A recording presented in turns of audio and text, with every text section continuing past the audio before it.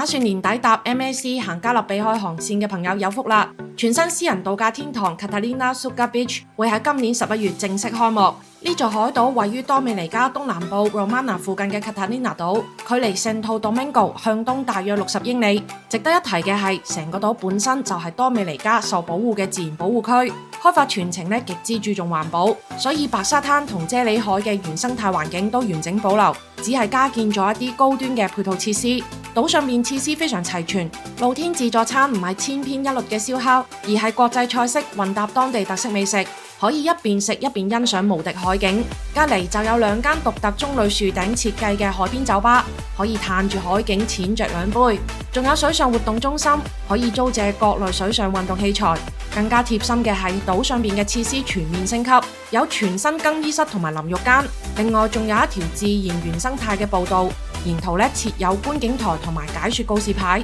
一邊散步仲可以一邊認識當地獨特嘅生態環境。第一艘登島訪問嘅郵輪係 MSC Opera， 由11月開始以 Romana 作為母港，每一趟7晚東加勒比海航線都會停靠 Catalina Suka Beach。集團旗下 Explorer Genesis 嘅奢華郵輪亦都會喺呢度停靠。計劃秋冬出遊嘅朋友千祈唔好錯過呢個限定版嘅碧海白沙嘅靚景驚喜啦！